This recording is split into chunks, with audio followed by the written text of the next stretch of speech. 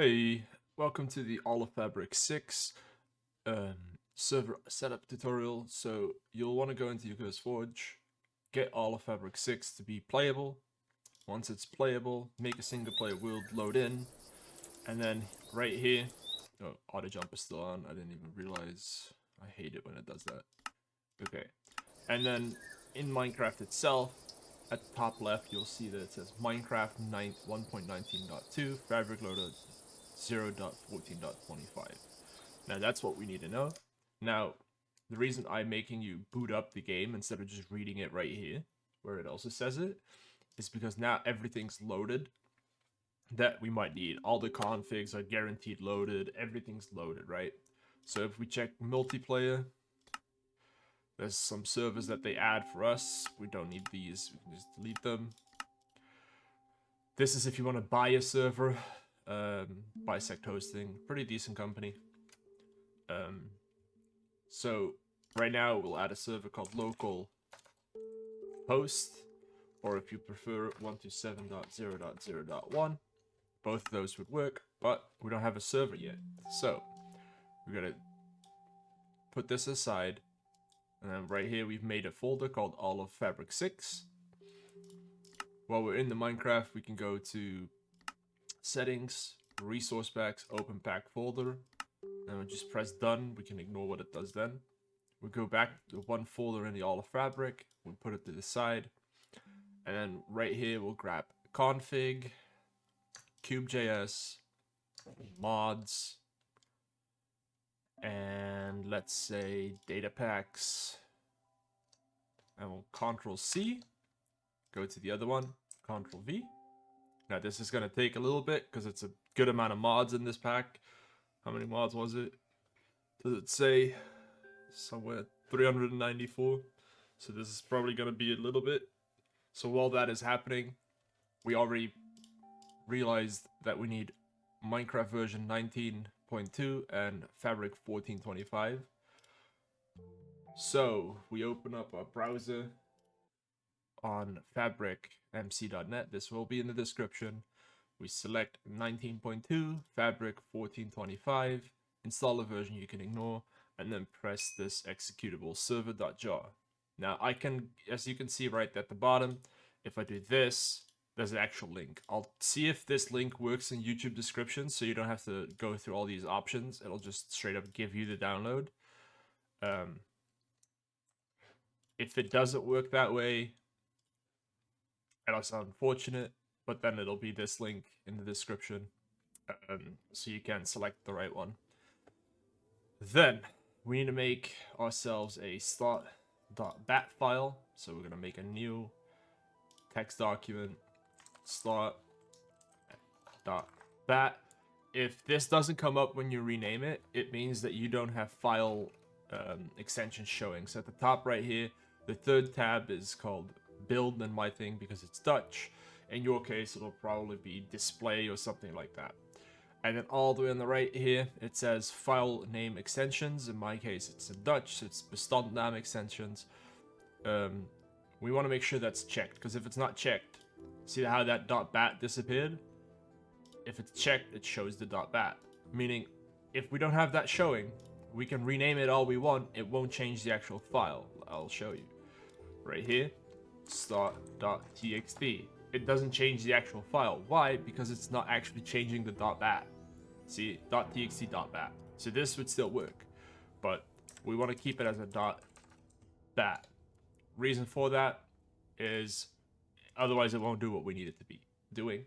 Now, I just named this Start.bat. I didn't edit anything inside of it, so if I try to run it, it'll give me an error. It'll say you cannot run this. Why? Because it's empty.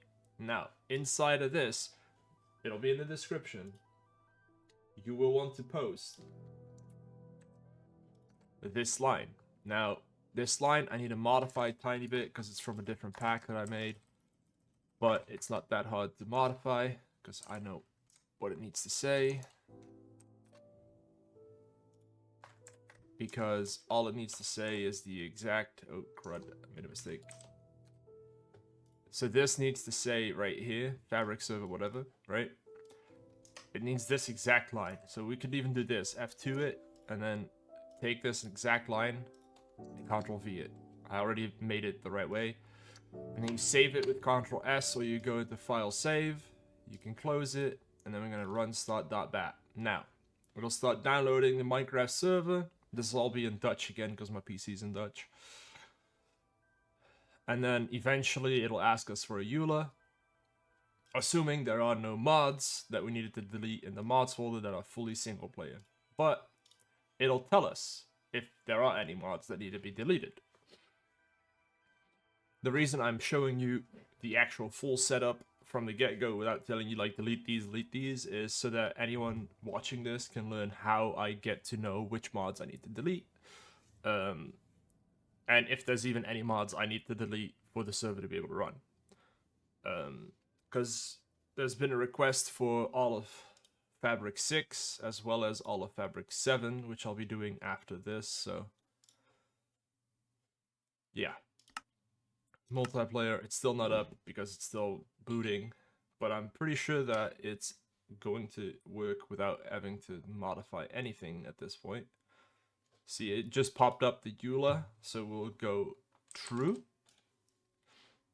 This is a nice addition they made to the Fabric installers. You can ignore it if it says errors, unless it fully like says pause at the bottom. Press the key to continue. And it's still booting. Like, booting up a server is not the quickest, unfortunately. Especially if it's the first time it's booting up. So we just gotta wait. I can refresh to your right side, it doesn't do anything.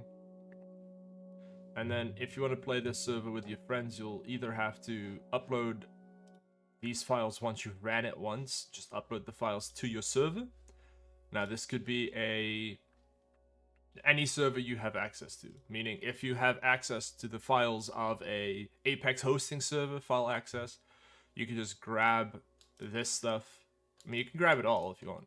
You don't need to, but yeah. Grab most of it. It's probably recommended to just grab everything and then drag that over to the actual server, and then make sure that the server is running Minecraft Fabric 14.25 from 1.19.2, and you should be able to play that server with your mods and everything. See, the server is up, but it's not fully up. So it's saying it's a safe server because it's online and stuff. It's incompatible right now because the server isn't fully booted yet. It's still booting through all the mods. Right now it's generating my spawn area, which again, it's a modded server with 400 mods. It will not be 5 seconds. It'll be like 30 seconds, maybe a minute. Let's see, it started at 15, right? It doesn't want me to scroll up, but we was gonna scroll up. Yeah, it started at 15. Let's see what when it's done. It might be like 45 seconds. I honestly don't know. It looks like it might even be 2 minutes.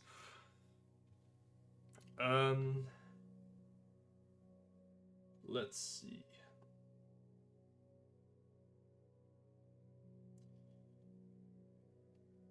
How quickly it goes.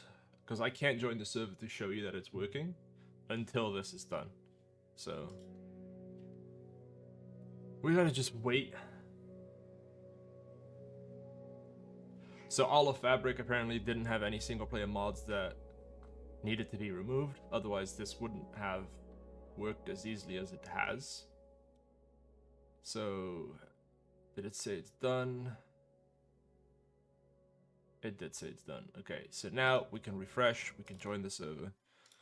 As you can see, Han has joined the server, localhost. And then if you want to make sure your friends can play while you're self-hosting, there is a playit.gg tutorial on my channel. Oh, I'm messing up. Okay.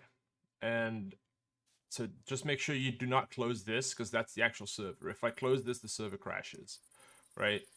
But this is the server. It works. I don't have any permissions because I didn't do op on it yet. Now I do have permissions. Now I can go in creative. If you want to know how I did that, F3, F4 lets you cycle through things, and I was in survival. F3, F4 once is creative. Yep. And right here you can opt other people or de-opt yourself if you want. No longer a server operator. I can't do this. I don't have permissions. It says it right here. Made it on, no longer an op. There's a couple things I personally usually change. So I'll show you as well that the server crashes if I just escape on that. Connection reset, right? Server crashed. I personally enjoy making sure that my server.properties, I'll open this with txt, not always. Right here, I usually allow flight true because my friends and I don't cheat with hacked lines and stuff, and this just lets it make sure that it works. If there's anything that lets us fly in the mod pack, command blocks true. I personally prefer that because sometimes we set up builds in town that give a new player like a couple stacks of food or something when they first walk out, and then TPs them out of that building. I use command blocks for that. It's just to make it easier. If you think people might try to come and join your server, you can do whitelist. It doesn't really matter too much. You could just ban people. You can select a seed if you have a specific seed in mind you want to play on. If you don't want people to know who's online when they're hovering on this, make this say true. If you want to have friends play with, they don't have Minecraft, you make online mode false, and that's technically all that's required. Server IP, you usually just leave that blank, and then spawn protection, I usually set that to 0 so that people can actually break anything anyway without having operator perms. And then the bottom is the actual whitelist. So force whitelist is if someone's already connected and you turn on this whitelist, it'll boot them out. But whitelist alone doesn't do that. Whitelist alone means if they're already connected and you turn it on, people can't connect unless they're on the whitelist. Alright, that should be everything. I can boot it back up and show you that I can still go in and do everything, but it's not really that interesting. So yeah, it's down right now. This is localhost. If you want to have friends be able to join it, make sure to check out the playit.gg setup tutorial on my channel. And otherwise, please leave a like, leave a comment. If there's any mod pack you wish for me to make a tutorial on, let me know in the comments or in my Discord. If there's any issues you run into, my Discord has a server issues text channel. You can ping me in there, I don't mind. Just don't expect me to reply within 5 seconds. I'll try to reply within like 24 hours at worst case scenario. Best case scenario, you'll probably have a reply in a minute. But it depends on the day. Some days I'm working, some days I'm not, right? And I hope this has helped everyone install all of Fabric 6. And I hope y'all have a nice time playing the game. See y'all in the next video.